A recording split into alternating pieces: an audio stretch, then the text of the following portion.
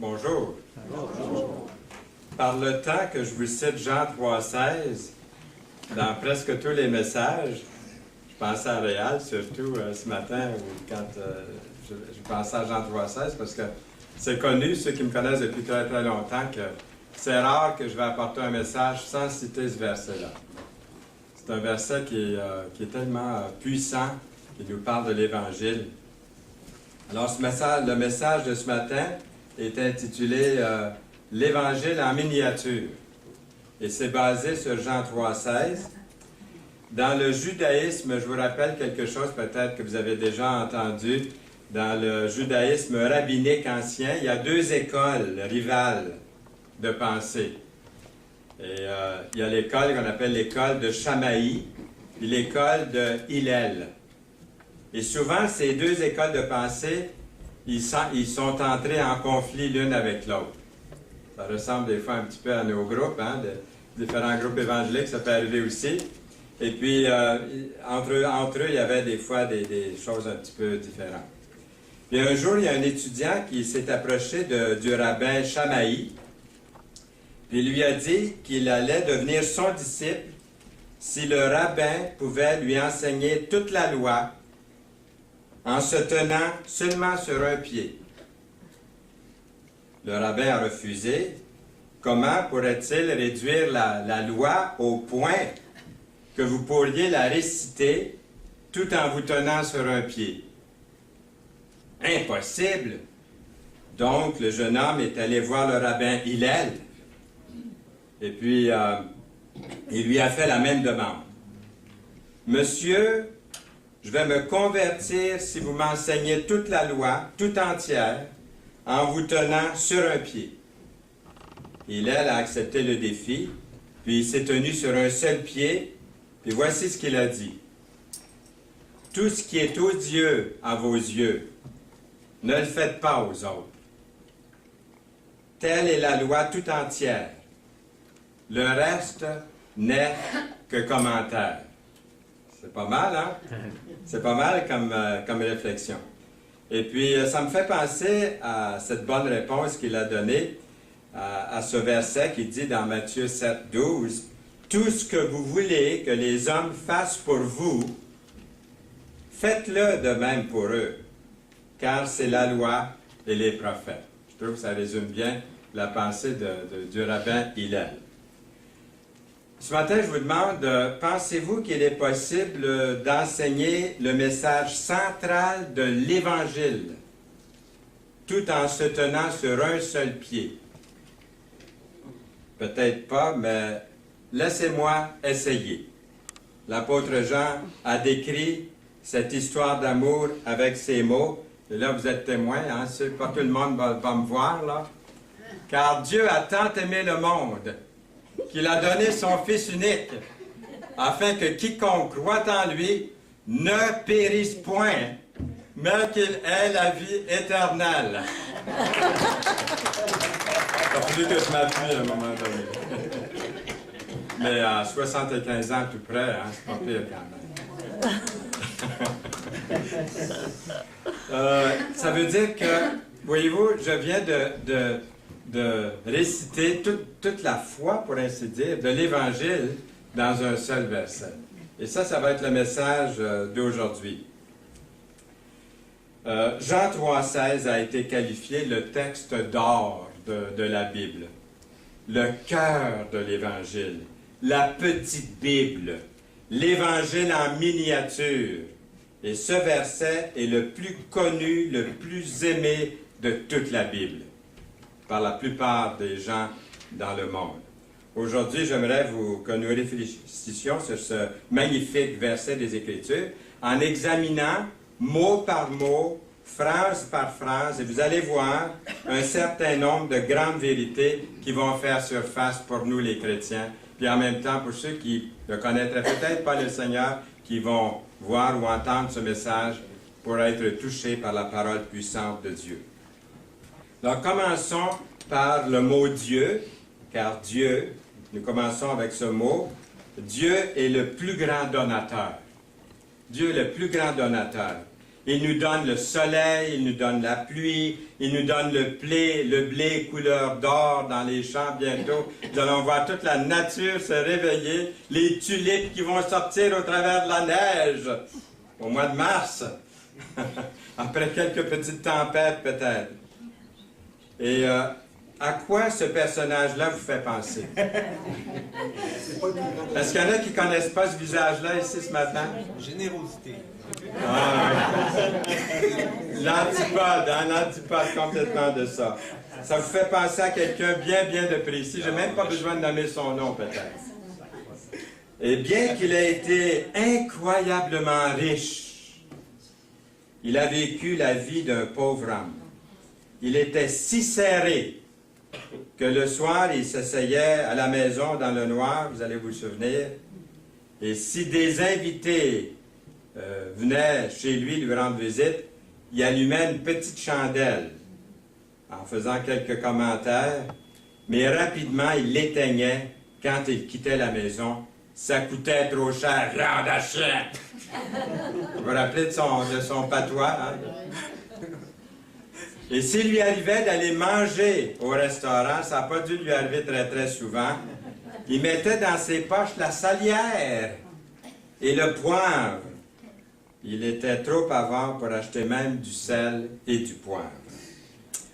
Aujourd'hui, on se souvient de lui comment? Contraire à la générosité, hein? À cause de ce qu'il a empilé pour lui-même et non ce qu'il a donné.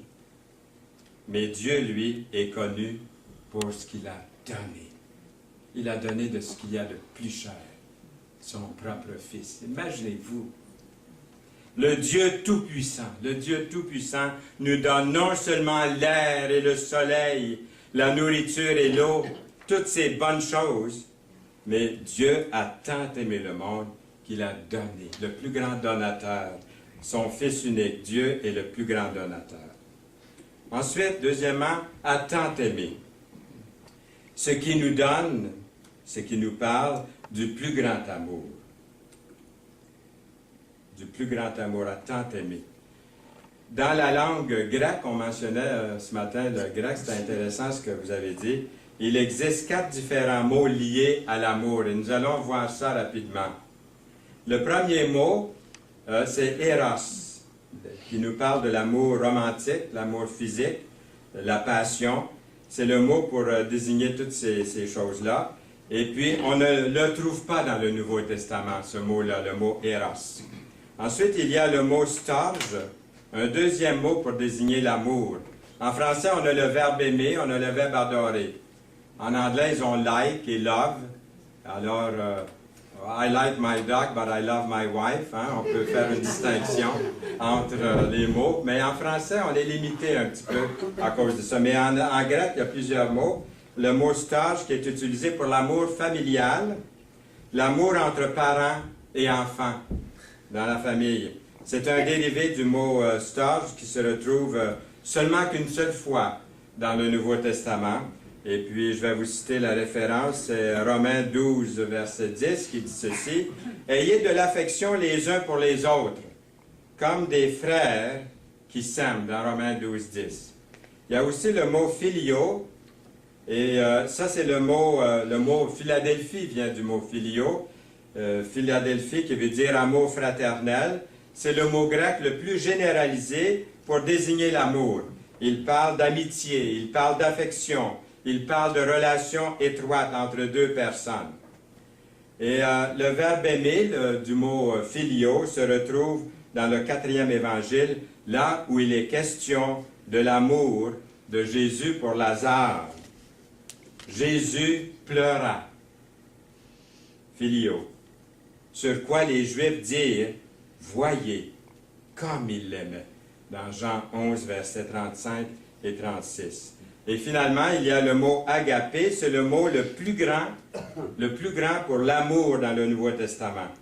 Un amour qui ne cherche pas à se venger. C'est l'amour de Dieu. Dieu est amour. Un amour qui est désintéressé. Un amour inconditionnel. Un amour qui aime même ses ennemis, qui aime les étrangers, qui aime tous et chacun. Et l'apôtre Paul écrit mais Dieu prouve son amour envers nous en ce que lorsque nous étions encore des pécheurs, Christ est mort pour nous, dans Romains 5, verset 8. Notre Père Céleste nous a aimés avec l'expression la plus grande de l'amour. C'est l'amour agapé qui se trouvait derrière la croix lorsqu'on lit 1 Jean 4, versets 9 et 10.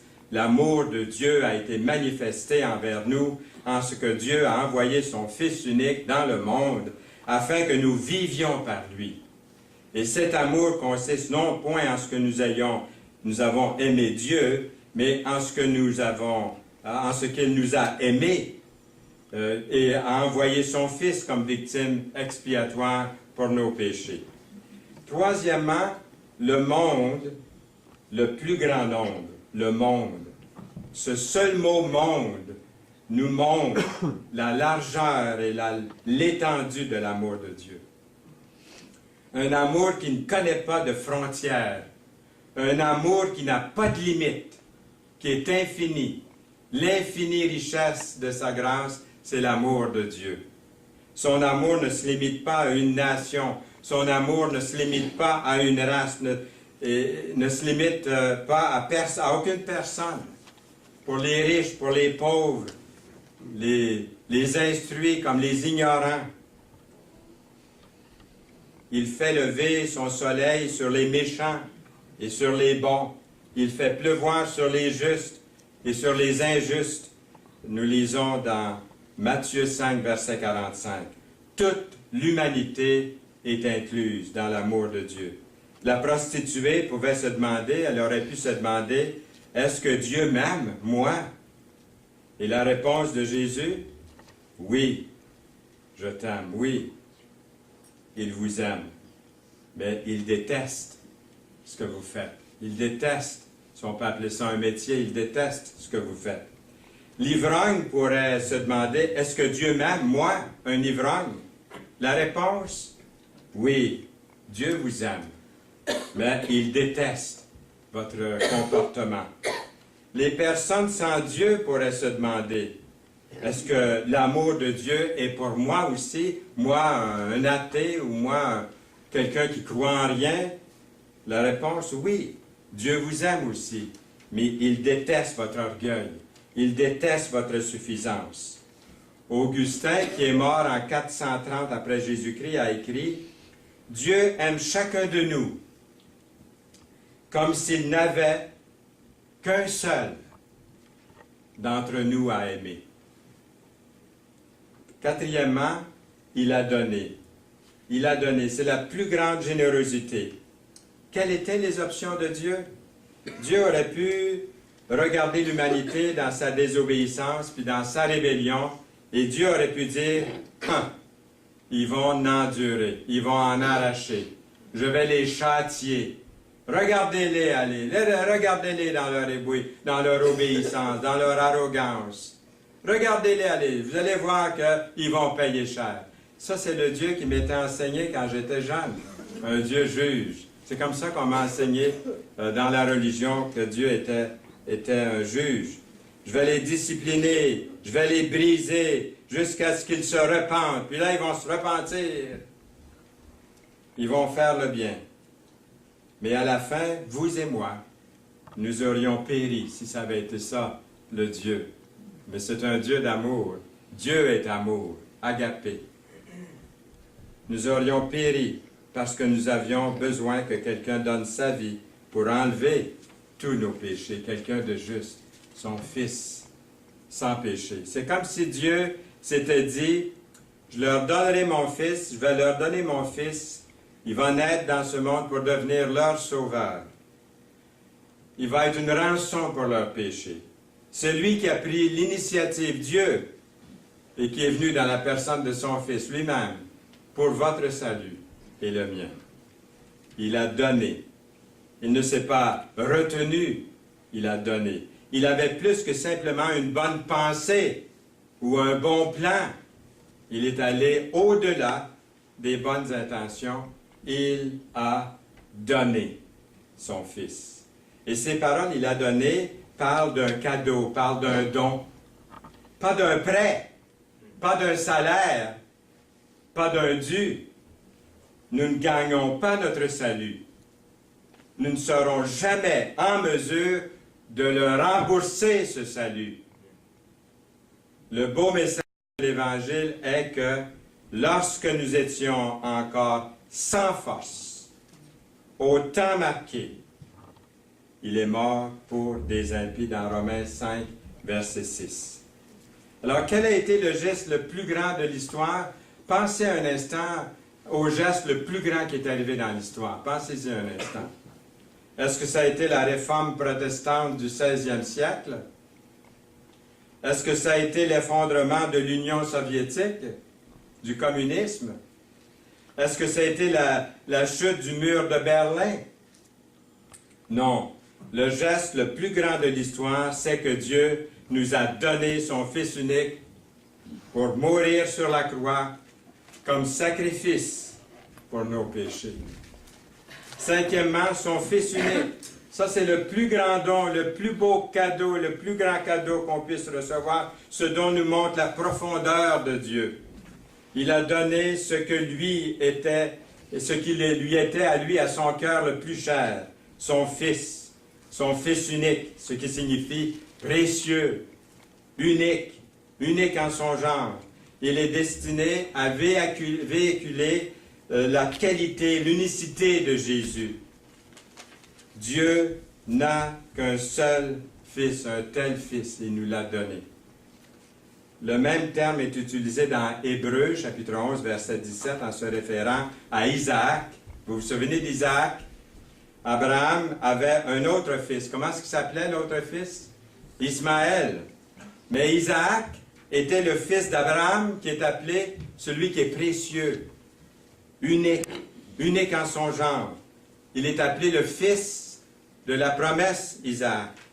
Nous lisons dans Hébreux 11, 17, « C'est par la foi qu'Abraham offrit Isaac lorsqu'il fut mis à l'épreuve, et qu'il offrit son fils unique, lui qui avait reçu les promesses. » Nous lisons encore, « Grâce soit rendue à Dieu pour son don merveilleux. » Dans 2 Corinthiens, chapitre 9, verset 15.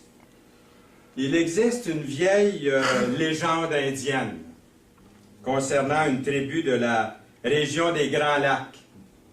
Peut-être vous l'avez déjà entendu. Une longue tradition, celle de sacrifier, autrefois, l'une de ses filles vierges chaque année pour le grand Dieu des eaux, avec un petit D, hein, Dieu.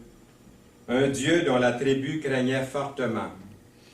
La pratique consistait à tirer au sort parmi les belles jeunes filles, et celles qui étaient choisies étaient ensuite mises dans un bateau sur la rivière en amont des chutes Niagara pour la laisser tomber à mort comme sacrifice humain.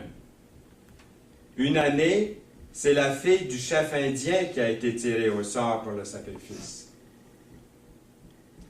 Le chef aimait beaucoup sa fille. Toutefois, il ne pouvait pas violer la coutume tribale. Il était vraiment dans un dilemme. Qu'est-ce qu'il va faire? Que ferait-il? Et lorsque le jour du sacrifice est arrivé, le chef s'est retiré. Le chef n'a pas voulu se présenter pour présider à cette cérémonie-là. Et des gens de la tribu ont commencé à murmurer contre le chef, en disant qu'on ne pouvait plus se fier à lui, qu'on ne pouvait pas avoir confiance en lui pour s'acquitter de ses responsabilités en tant que chef de cette tribu. Et comme la journée commençait à toucher à sa fin, ils ont réalisé qu'ils auraient à faire la cérémonie sans leur chef. Sinon, la tradition serait rompue. Alors, ils ont mis la fille du chef dans le canot et l'ont mis à la rivière. Et au même instant, à leur grand étonnement, ils ont vu un autre canot se glisser dans la rivière, derrière les buissons, à proximité. Ils ont reconnu la personne dans le canot, leur chef,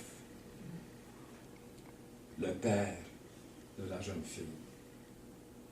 Les 2 canots ont été capturés dans le courant rapide au centre de la rivière et les 2 tombèrent dans les chutes ensemble à leur mort.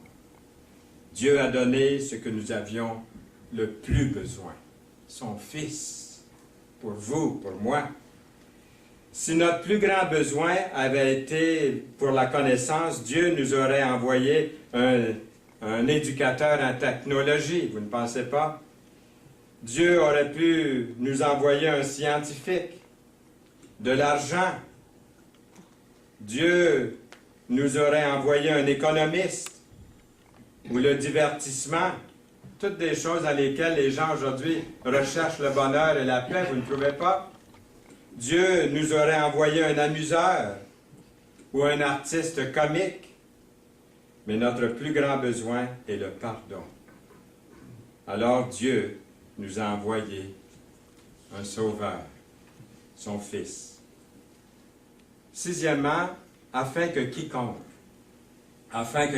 ça c'est la plus grande invitation, parce que tout le monde est invité. Peu importe, vous et moi, nous sommes invités. C'est ce mot qui signifie que moi, la personne à côté de moi, devant moi, derrière, en haut, en bas, partout, dans la rue, de l'autre côté de la ville, le pauvre homme, le riche, le boulanger, le commerçant, tous sont conviés, sans exception. C'est pas merveilleux, ça? Que vous êtes inclus, que je suis inclus. Peu importe votre nom, peu importe qui vous êtes, Dieu vous aime d'un amour infini. Vous dites, oui, mais je ne sais pas ce que c'est l'amour. Je n'ai jamais connu l'amour. Il n'y a personne qui m'aime. Il y en a un qui vous aime d'un amour tendre, d'un amour vrai, d'un amour infini. C'est pas merveilleux de penser à ça, que vous êtes aimés.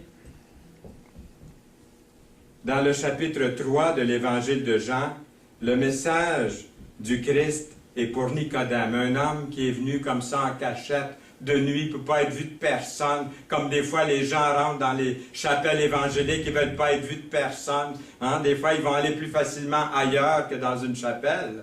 Ils ne veulent pas être vus, ils viennent en secret, mais ils ont soif, ils ont faim de Dieu. Il est venu vers le Sauveur, Nicodème. Dans le chapitre 4, le message du salut est pour la Samaritaine, une femme de faible statut social. Dans le chapitre 8 de Jean, le message du Christ ôte le péché et la culpabilité de la femme surprise en adultère. Dans le chapitre 9, le Seigneur nous rend la vue à un homme aveugle. Son invitation est la plus grande invitation, ça nous inclut tous, toutes, chacun, chacune. Un homme d'affaires a passé un contrat avec une société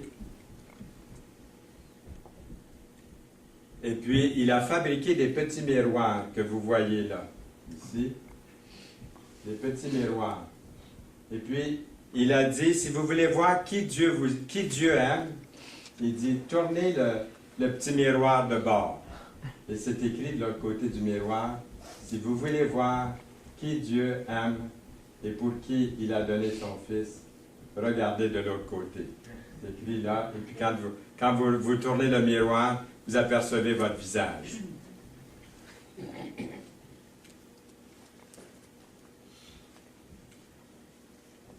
OK, on continue. Et maintenant, nous sommes à le 7e point, qui est de croire. Ça, c'est la plus grande opportunité de croire. Et il y a ce verset dans Hébreux 5.9 qui dit « Il est devenu pour tous ceux qui lui obéissent l'auteur d'un grand salut. » Vous avez vu, le verset ne parle pas des grandes œuvres, le verset Jean 3.16. Vous avez vu que le Jean 3.16 ne parle pas de grands efforts à faire de votre part. Avez-vous remarqué ça? Il ne dit pas « Quiconque prêche 1000 sermons sera sauvé ». Il ne dit pas « Baptise une centaine de convertis et tu vas être sauvé ».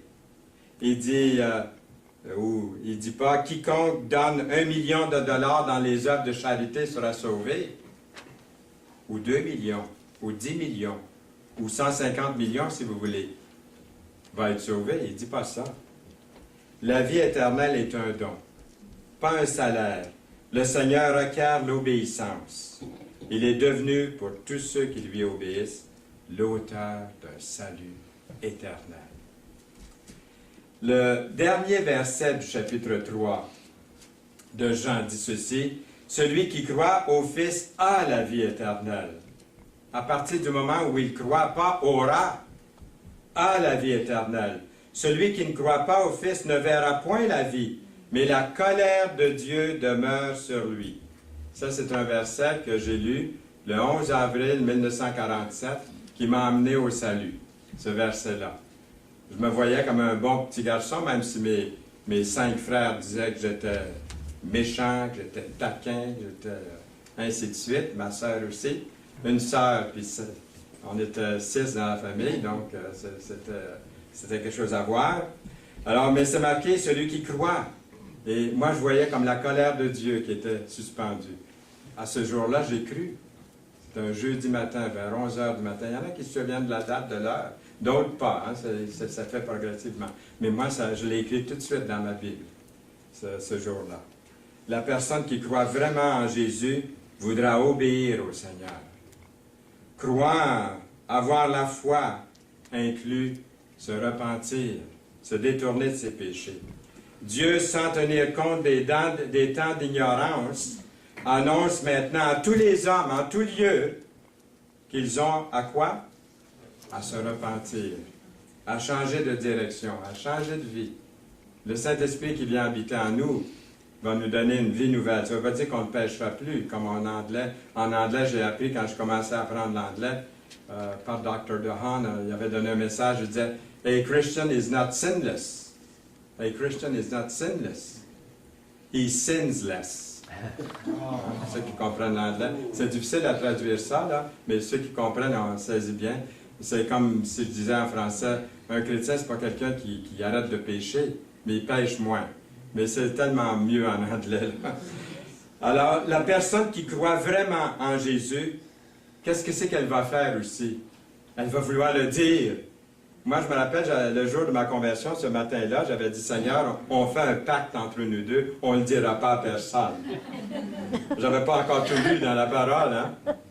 Mais le même soir, j'ai confessé son nom. Et 3 mois après, j'ai confessé son nom à un jésuite sur le train. La première fois que j'allais en train, dans un camp chrétien au nord où j'ai rencontré Serge, justement Serge Lafrance, cette fois-là, dans ce camp-là. Mais j'ai témoigné à un jésuite sur le train. Je connaissais juste Jean 3,16 à peu près. Mais c'est tout ce que vous devez connaître, c'est tout l'Évangile. Vous pouvez même le réciter sur un seul pied. Alors, c'est en croyant du cœur qu'on parvient à quoi? À la justice. Et c'est en confessant de la bouche qu'on parvient au salut. La personne qui croit vraiment en Jésus voudra aussi se faire baptiser par immersion. Paul leur dit, repentez-vous et que chacun de vous soit baptisé au nom de Jésus-Christ. Ça, c'est le baptême par immersion, qu'on appelle aussi le baptême du Seigneur dans Actes 2, 38. En fait, le baptême est présent dans Jean 3, avant et après le verset 16 de Jean 3, 16, à savoir les versets 5 et aussi les versets 22 à 26 du même chapitre. C'est un acte de foi par des œuvres méritoires pour le salut? Non. Le baptême n'est pas une œuvre méritoire pour le salut, mais c'est ce que nous pouvons faire. Nous ne pouvons rien faire pour le salut, mais c'est une action d'amour envers Dieu. C'est un geste d'amour de confesser son nom. C'est même un fruit de l'Esprit. Nous sommes vraiment régénérés, donc on veut le confesser, on veut le dire. Notre vie change. Ce qu'on aimait, on ne l'aime plus. Ce qu'on n'aimait pas, on aime. Notre vie est complètement changée par la grâce de Dieu. Nous lisons justement à propos de la grâce, c'est par la grâce que vous êtes sauvés, par le moyen de la foi. Et cela ne vient pas de vous. C'est quoi? C'est le don de Dieu, gratuit de Dieu. Hein? D'ailleurs, c'est marqué gratuit. C'est le don de Dieu dans Éphésiens 2:8. Vous vous rappelez l'histoire du serpent d'airain? C'est justement dans le chapitre 3 de Jean aussi, les versets 14 et 15. Au long du long séjour dans le désert des Israélites, il y a eu de nombreuses occasions quand les Israélites sont devenus tellement impatients, tellement mécontents, tellement choqués même, enragés contre Dieu, puis ils ont commencé à critiquer, ils ont commencé à se plaindre. Ils mangeaient toujours la même chose, la manne qui tombait du ciel, qui avait un goût de miel ou qui avait d'autres goûts, qu'on pouvait la prêter différemment. Mais ils étaient tannés d'en manger. Ils ont critiqué. Puis à une de ces occasions-là, Dieu s'est choqué contre les Israélites. Parce que ça arrive des fois que Dieu se met en colère, une sainte colère, hein, c'est ça. Et puis il leur a envoyé des serpents venimeux dans le désert, jusque dans leur camp, jusque dans leur tente. Vous pouvez voir chapitre 21 des Nombres pour avoir tout le contexte, toute l'histoire au complet. Il y a beaucoup de gens qui ont été mordus. Ils étaient mordus par des serpents venimeux, puis ils mouraient. Ils mouraient. Et l'Éternel ordonne à Moïse de placer un serpent en métal, un serpent d'airain ou de bronze, sur une perche. Et lorsque quelqu'un sera mordu par un serpent venimeux, il n'aura qu'à se détourner et regarder le serpent d'airain sur la perche. Même s'il est loin, il regarde dans la direction, parce qu'il y avait beaucoup, hein, des milliers, peut-être 1 million, 2 millions, je ne sais pas combien, ils étaient dans ce désert, ils étaient très, très nombreux. Peut-être comme la population de la ville de Montréal. Je ne sais trop les chiffres exacts. Mais lorsque quelqu'un serait mordu par un serpent, n'importe qui, il peut regarder dans la direction du serpent d'airain. Et le Seigneur a promis qu'il serait guéri, qu'il ne mourrait pas. Jésus annonce que cet épisode de l'histoire d'Israël est une figure qui annonçait sa mort, dans le chapitre 3 de Jean. Celui qui croira, qui placera sa confiance en moi, dit Jésus, une fois que j'aurai été élevé à la croix, ne périsse pas, mais qu'il ait la vie, une vie nouvelle, une vie éternelle, une vie de délices et de paix dans sa présence, puis déjà sur cette terre, l'assurance de lui appartenir, d'avoir cette vie. Et si vous mouriez ce soir et que vous vous retrouveriez à la porte du ciel, et qu'un ange de Dieu à la porte du ciel vous demande « Pourquoi devrais-je vous laisser entrer ?» Qu'est-ce que vous lui diriez? Écoutez, j'ai été une bonne personne. Je faisais pas mal à personne. Il y en avait des pires que moi. Dans ma rue, chez nous, là, il y en avait des pas mal pires que moi. J'étais probablement la meilleure personne.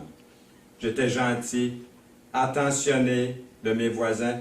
J'ai donné à des associations là, de bienfaisance beaucoup. J'ai donné. Est-ce que vous diriez plutôt à l'ange qui demande pourquoi je vous laisse rentrer, vous diriez plutôt le Fils de Dieu, son Fils unique, est mort pour moi, pour mes péchés. Et j'ai mis un jour ma confiance en Jésus. Est-ce que c'est ça que vous diriez? Est-ce que c'est ça que vous pouvez dire ce matin?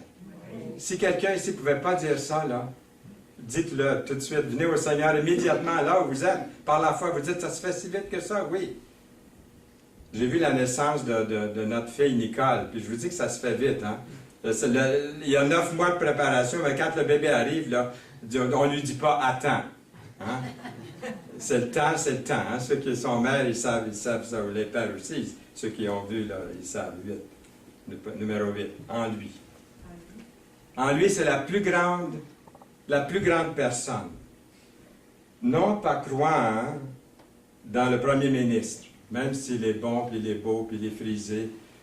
C'est pas notre confiance, on ne met pas dans un premier ministre ou dans un gouverneur, ou quel que soit son nom, ou en Bouddha, si vous aimez mieux, ou en Mahomet, ou en Joseph Smith, ou en d'autres. Jésus-Christ est le plus grand personnage qui ait jamais vécu sur cette terre. Même les plus grands maîtres de ce monde croient qu'il était le plus grand maître. Même ceux qui ne croient pas en lui, ils croient qu'il était le plus grand maître. Oui, Jésus, oui, il était, oui.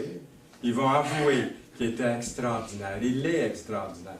Il l'est toujours, qui nous a été donné, qui a vécu sur cette planète. Les plus grandes encyclopédies dans ce monde disent de lui qu'il a influencé l'humanité plus que n'importe qui d'autre qui ait jamais vécu sur cette planète.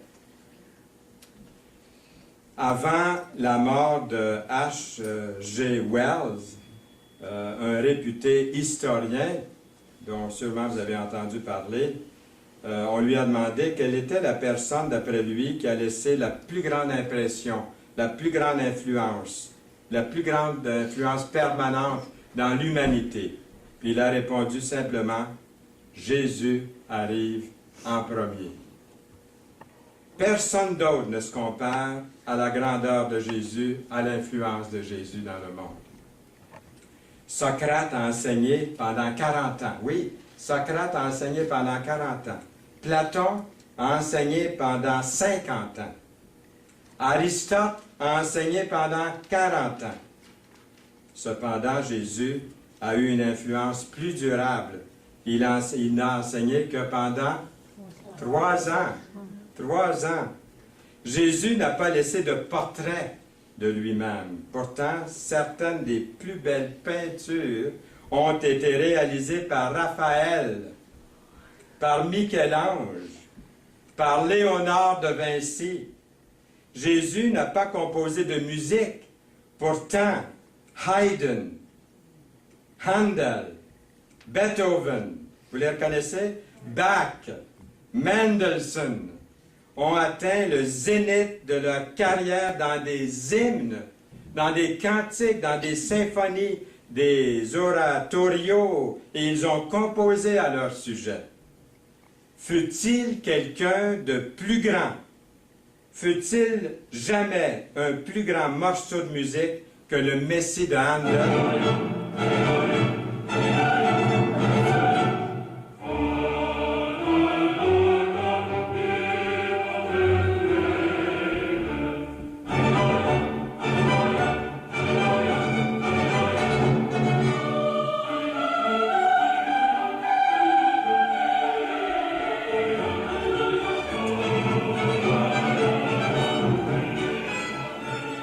Je voudrais qu'on prenne 1 heure à écouter de la musique comme ça, là. M'aimez-vous mieux que je continue à prêcher? Encore 10 minutes? J'ai peur de la réponse. Mais jamais, c'est-à-dire chaque sphère de la grandeur de l'homme a été enrichie par Jésus de Nazareth. Pour qui d'autre dans ce bas monde, on s'arrêterait un jour, chaque année, en l'honneur de sa naissance? 9e, ne périsse point.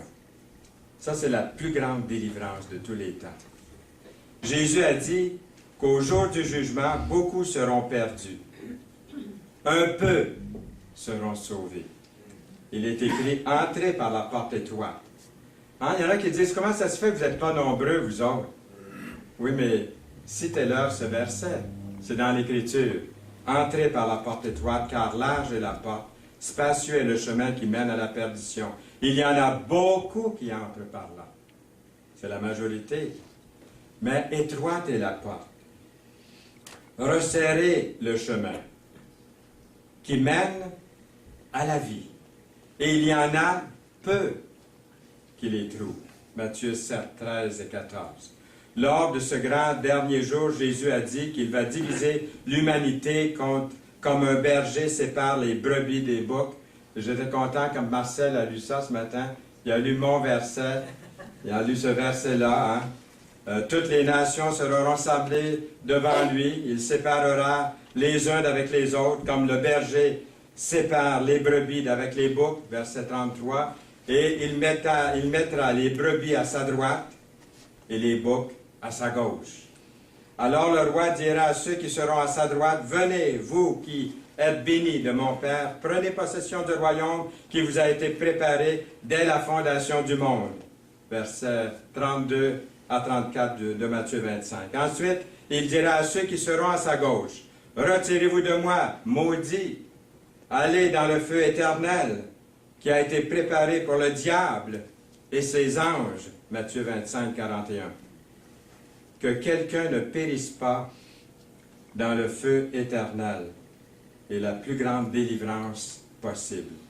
10e, mais, ça c'est la plus grande différence dont on peut s'imaginer entre être perdu et être sauvé. Être sûr être du côté droit de Jésus ou être du côté gauche. Jésus dit, ceux-ci iront au châtiment éternel, mais les justes à la vie éternelle, au verset 46 du chapitre 25 de Matthieu. Vous avez probablement entendu parler du professeur de natation qui, une nuit, n'arrivait pas à dormir, il s'est levé, il a décidé d'aller à la piscine, espérant que l'exercice pourrait l'induire au sommeil. Il n'a pas allumé les lumières, parce qu'il connaissait chaque centimètre de la plage, de la place. Cette nuit-là, la lune brillait, jetant de l'ombre de son corps sur le mur au bout de la piscine. Alors il s'est préparé à plonger, quand tout à coup, il voit l'ombre de son corps, de ses bras, qui font comme une croix, en forme de croix, sur le mur d'en face. Et il ne sait pas pourquoi, il ne plonge pas à ce moment-là. Il n'avait aucun pressentiment, pourtant, de danger d'aucune sorte. Mais comme il regardait l'ombre de la croix sur le mur, il a commencé à penser à la croix du Seigneur Jésus-Christ, puis au sens de la croix. Et ça lui a fait penser à un cantique. Le cantique 128 dans les chants de victoire qui dit « Seigneur, ta grâce m'appelle, par mon nom tu me connais, et mon cœur longtemps rebelle se donne à toi pour jamais. » Au lieu de plonger, il descend et décide de marcher le long de la piscine. Il se met à descendre les marches qui le conduisent dans la piscine, et au lieu que ses pieds touchent l'eau, il touche le fond lisse et froid de la piscine. Et sans le savoir, la piscine avait été vidée de son eau plus tôt ce soir-là. Il a compris très, très, très vite que s'il avait plongé du tremplin, il aurait plongé à sa mort, certainement. La croix sur le mur lui avait sauvé la vie.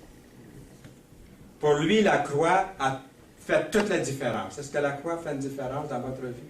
Est-ce que la croix de Jésus fait une différence dans ma vie? La même chose, la croix de Jésus et notre foi en lui fera toute la différence pour l'éternité. Pour l'éternité. 11e, qu'il ait la vie éternelle. Ça, c'est la plus grande promesse, avoir la vie éternelle. Avez-vous déjà entendu parler de ceux et de celles qui font mettre leur corps dans un cryotorium? Qu'est-ce que c'est, ça, un cryotorium? C'est un site de stockage, ça existe vraiment. Faites des recherches, vous allez voir. Il y en a un très gros, vous voyez la maison ici, près de Los Angeles. Une douzaine d'hommes et de femmes ont fait mettre leur corps dans des capsules géantes que vous voyez ici. Leurs corps sont placés dans de l'azote liquide et enveloppés dans des feuilles d'aluminium. Ces gens-là espèrent qu'un jour dans l'avenir, ils seront décongelés et leurs organes guéris de la maladie qui les a tués. Ils espèrent vaincre la mort en faisant congeler leur corps. Est-ce que ça vous tente? En tant que croyants en Jésus, nous avons quelque chose de pas mal mieux que ça. Nous avons une espérance, nous avons un espoir de meilleure qualité, de meilleure garantie, une plus grande promesse. Qu'est-ce que nous avons? La vie éternelle, une existence qui ne se termine pas. L'éternité est pour longtemps. Est-ce que je vous apprends quelque chose? C'est pour toujours, interminable. Le ciel, d'après les Écritures, est un endroit d'une beauté rare. Moi, je lis souvent ce chapitre 21 et 22 d'Apocalypse. Ma fille, notre fille Nicole, 2 semaines avant de mourir, elle m'a dit, Père, est-ce qu'on peut aller à la petite chapelle de l'hôpital général de Montréal? On s'est rendu là. Dans la petite chapelle, elle a dit donne-moi un sermon, fais-moi un sermon. Phew. Alors je dis, sur quoi tu veux que je te prêche? Elle a dit, prêche-moi sur le ciel. Et là, j'ai pris le chapitre 22. J'ai lu ça. On n'a pas les paroles pour savoir comment ça va être beau. Une existence sans fin. Nous obtiendrons tous un corps nouveau. Je ne sais pas qu'est-ce qu'il va me donner comme corps, hein? Ça va être superbe, hein? J'imagine, ça va être extraordinaire. Le vôtre aussi, si vous appartenez au Seigneur, hein? Il n'y aura pas de compétition. Il y a quelqu'un qui peut signe plus grand, peut-être plus petit, hein? Je ne sais pas. En tout cas, il va être merveilleux, il va être utile en toutes sortes de choses. Nous possédons tous une nouvelle, une meilleure maison au ciel. La maison que j'ai maintenant, c'est rien à comparer à ce que Dieu veut nous donner. Pas vrai? Est-ce que c'est une certitude pour vous aussi? Une nouvelle demeure beaucoup meilleure pour l'éternité. En conclusion, car Dieu a tant aimé le monde qu'il a donné son Fils unique, afin que quiconque croit en lui ne périsse point, mais qu'il ait la vie éternelle. Ce texte d'or des Écritures met l'accent sur le grand amour de Dieu, plus que toute autre chose. Dieu est le sujet même de l'amour. Et l'amour est le thème. Il est le sujet et le thème. Dans 1 Jean 4,8, celui qui n'aime pas n'a pas connu Dieu, car Dieu est amour. Et dans 1 Jean 4,16, et nous avons connu l'amour que Dieu a pour nous, et nous y avons cru. Dieu est amour. Et celui qui demeure dans l'amour demeure en Dieu, et Dieu demeure en lui. L'objet de l'amour de Dieu est le monde. Il leur dit, allez par tout le monde et prêchez la bonne nouvelle à toute la création. Celui qui croira et qui sera baptisé sera sauvé, mais celui qui ne croira pas sera condamné, dans Marc 16, versets 15 et 16. L'amour de Dieu n'est pas confiné à une seule nation, à une seule race, à un seul groupe, à un seul individu. La preuve de l'amour de Dieu est son Fils. Comment savez-vous qu'il vous aime? Quand votre mariage s'écroule, comment savez-vous que Dieu vous aime encore? Quand votre emploi s'évapore, comment savez-vous que Dieu vous aime? Lorsque votre santé se détériore, comment savez-vous que Dieu vous aime? Comment pouvez-vous être sûr que Dieu se soucie de vous? Jésus, en venant dans notre pauvre monde, a révélé la profondeur de l'amour de Dieu pour chacun de nous. Le but de l'amour de Dieu est notre salut, afin que quiconque croit ne périsse point. Et ce verset-là aussi m'a touché le jour de ma conversion, parce que je pensais que Dieu allait me juger, et je tombe sur ce beau verset. Dieu, en effet, n'a pas envoyé son Fils dans le monde pour qu'il juge le monde, mais pour que le monde soit sauvé par lui. Celui qui croit en lui n'est point jugé, mais celui qui ne croit pas est déjà jugé, parce qu'il n'a pas cru au nom du Fils unique de Dieu. C'est ça. C'est ça. Jean 3, 17, 18. Chaque fois que je prêche la parole, j'aimerais tellement ça que quelqu'un soit sauvé. Que tous soient sauvés, sans exception. C'est ma vie. C'est ma vie. Quand quelqu'un dit, viens me trouver, des fois 40 ans plus tard, j'ai accepté le Seigneur, j'étais au camp, je me suis avancé. Puis ça continue, ça a duré. Oui, ça a duré, j'ai passé par des moments difficiles. Il y en a qui pensaient que je n'étais pas sauvé. Mais j'étais vraiment sauvé, j'appartenais au Seigneur. Je m'étais éloigné, mais quand c'est là pour l'éternité. C'est pas beau, ça? C'est pas encourageant? Vous n'avez pas envie d'être sauvé si vous ne me l'êtes pas encore? Vous n'avez pas envie d'avoir l'assurance de votre salut si vous avez perdu cette assurance? Parce que ça se perd quand on s'éloigne du Seigneur, on perd l'assurance, la joie d'appartenir au Seigneur. Sauvé pour l'éternité. À ceux-là, j'aimerais demander, croyez-vous que Jésus est le Fils de Dieu? Est-ce que vous y croyez vraiment? Avez-vous confessé son nom? Avez-vous dit, oui, il est mon Sauveur, il est mon Seigneur? L'avez-vous dit? À qui? Et pourquoi pas? Est-ce que vous avez été baptisé par l'immersion du baptême du Seigneur? Et je termine par ce verset-là parce que je ne peux pas m'empêcher de donner un message sans le citer. Car Dieu a tant aimé le monde qu'il a donné son Fils unique afin que quiconque croit en lui ne périsse point, mais qu'il ait la vie éternelle. Amen. Amen. Seigneur, merci pour la bénédiction que tu répands sur chacun de nous. Pour ceux qui ouvrent leur cœur, tu leur donnes le salut en Jésus. Seigneur, merci pour ce message, Jean 3, 16. Au nom précieux de Jésus. Amen. Amen.